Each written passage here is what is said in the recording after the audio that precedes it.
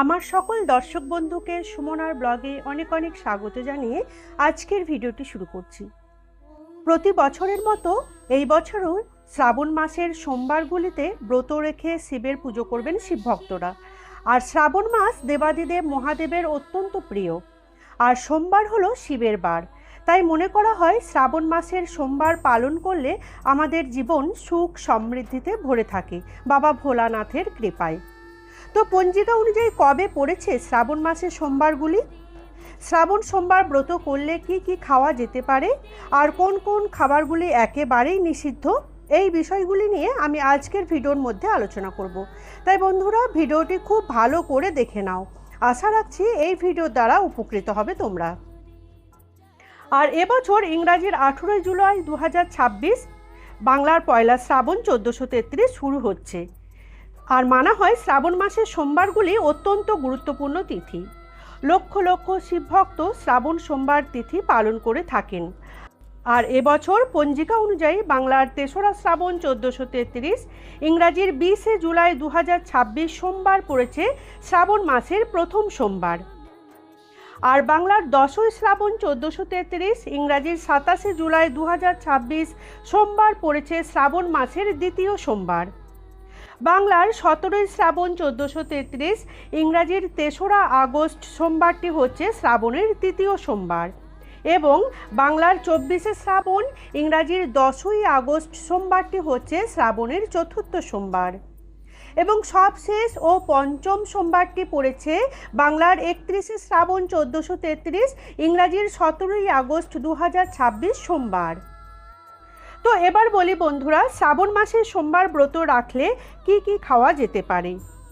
যে কোনো ব্রতের মূল উদ্দেশ্য কেবল না খেয়ে থাকা নয়, সত্যবাদিতা, সংযম, রাগ, দেশ ও ত্যাগ করতে হবে।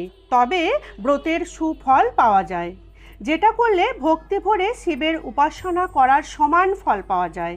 মনে করা হয় এই শ্রাবণ মাসে গরিবদের নিজ সাধ্য মতো কিছু দান করা এবং যে কোনো গরিব দুঃখীকে কিছু সাহায্য করা অত্যন্ত শুভ। আর বিশেষ করে এই শ্রাবণ মাস ভোর সন্ধ্যায় শিবের আরতি করা, বিশেষ করে কর্পূর দ্বারা আরতি দেখানো এবং শিব চালিসা পাঠ করা অত্যন্ত শুভ ফল পাওয়া যায়। এতে আমাদের জীবনে কাল সর্প যোগ থাকলে তা কেটে যায়। তাই এমন অনেকেই আছেন যারা এই শ্রাবণ মাসের সোমবারগুলি বিশেষভাবে পালন করেন।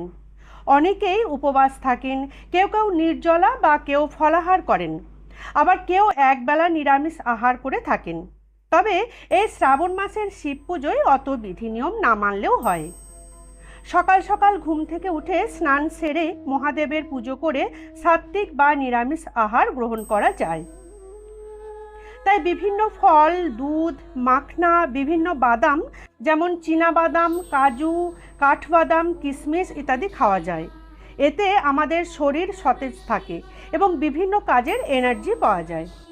কেননা শিবের ব্রত রেখে দুপুরবেলা না ঘুমানোই ভালো। আর শরীর সুস্থ রাখতে পর্যাপ্ত পরিমাণ জল অতি অবশ্যই খেতে হবে। তাই ডাবের জল, গ্লুকন্ডির শরবত, নুন চিনি মিশ্রিত জল দিনে 2 বার খাওয়া ভালো। এছাড়াও সাবুর খিচুড়ি, ডালিয়ার খিচুড়ি, সামা চালের ভাতও খাওয়া যেতে পারে। আলুর তরকারি সন্ধক লবণ দ্বারা তৈরি করে খাওয়া যেতে পারে। এছাড়াও পনিরের বিভিন্ন পদ বানিয়েও লুচি বা পরোটার সাথে খাওয়া যেতে পারে।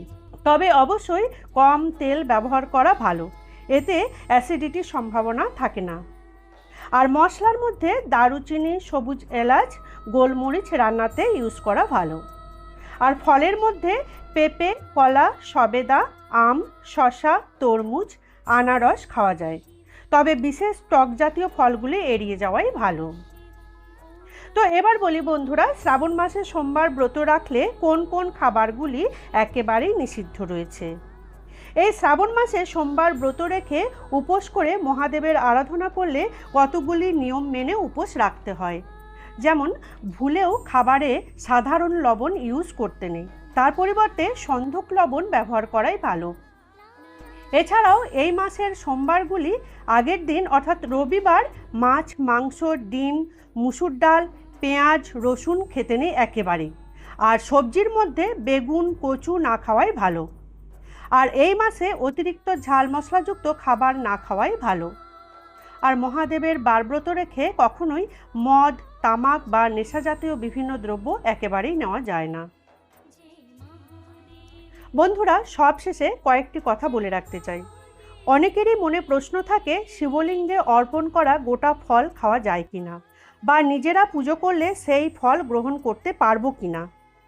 এই প্রসঙ্গে বলে রাখি বন্ধুরা, হ্যাঁ, শিবলিঙ্গে অর্পণ করা গোটা ফল সাধারণত খাওয়া যায়। প্রচলিত নিয়ম অনুযায়ী শিবলিঙ্গে নিবেদন করা গোটা ফল যেমন কলা, আপেল, ডাব, বেল পরে প্রসাদ হিসাবে গ্রহণ করা যায়। তবে শাস্ত্রমতে লিঙ্গের একদম গায়ে ছোঁয়া ফল না খেয়ে তা আলাদা করে নিবেদন করা উচিত।